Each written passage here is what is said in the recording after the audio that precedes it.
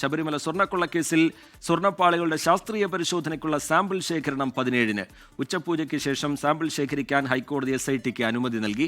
തന്ത്രിയുടെ കൂടി നിലപാടറിഞ്ഞ ശേഷമാണ് തീരുമാനം. വിഷ്ണു സുരേഷ് ചേരുന്നുണ്ട് വിവരങ്ങളുമായി കൊച്ചിയിൽ നിന്ന്. വിഷ്ണു, ഈ സ്വർണ്ണപ്പാളി പൂർണ്ണമായി മാറ്റിയോ എന്നുള്ള സംശയമുണ്ട്. ശാസ്ത്രീയ പരിശോധന അനിവാര്യമായി വന്നിരിക്കുന്ന ഒരു ഘട്ടമാണ്. അങ്ങനെ നടത്തുമ്പോൾ തന്നെ ആചാരലംഘനമൊന്നും ഉണ്ടാകരുത് എന്നുള്ളത് കൊണ്ടുകൂടിയാണ് തന്ത്രിയുടെ കൂടി നിലപാട് തേടിയിരിക്കുന്നത്. എങ്ങനെയായിരിക്കും ഇതിൽ SIT നീക്കം, വിഷ്ണു?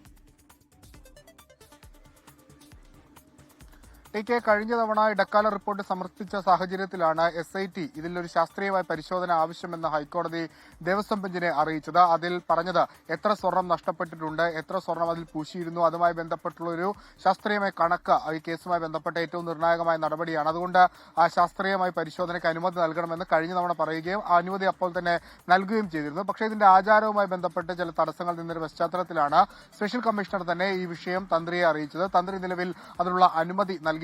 ആചാരലംഘനങ്ങൾ നടക്കാതെ ഇത്തരത്തിൽ ഈ സ്വർണത്തിന്റെ സാമ്പിൾ ശേഖരിക്കുന്നതിൽ പ്രശ്നമില്ല എന്നാണ് പറഞ്ഞത്. ഇന്ന് സ്പെഷ്യൽ കമ്മീഷണർ ആ വിവരം ഹൈക്കോടതി ദേവസ്വം ബെഞ്ചിനെ അറിയിച്ചു. ദേവസ്വം ബെഞ്ച് 17-ാം തീയതി ഉച്ചയ്ക്ക് ശേഷം ഈ സ്വർണത്തിന്റെ സാമ്പിൾ ശേഖരിക്കാൻ ഇപ്പോൾ SITക്ക് നിർദ്ദേശം നൽകിയിരിക്കുകയാണ്. ഈ ക്രൈം ഫ്രെയിം ചെയ്യുമ്പോൾ, ചാർജ് ഫ്രെയിം ചെയ്യുമ്പോഴൊക്കെ ഏറ്റവും പ്രധാനപ്പെട്ട ഒരു അളവായി ഈ സ്വർണത്തിന്റെ ഈ ശാസ്ത്രീയ പരിശോധനാ ഫലം വരുമെന്ന കാര്യത്തിൽ ഒരു തർക്കവുമില്ല. അതായിരിക്കും ഈ കേസിന്റെ ഗ്രാവിറ്റി എത്രത്തോളം ഉണ്ട് എന്നുള്ള ഒരു നിർണയത്തിലേക്കൊക്കെ പോകുക. ടിക്കെ ശരി, വിഷ്ണു സുരേഷ് കൊച്ചിയിൽ നിന്ന് വിശദാംശങ്ങൾ പങ്കുവെക്കുകയായിരുന്നു.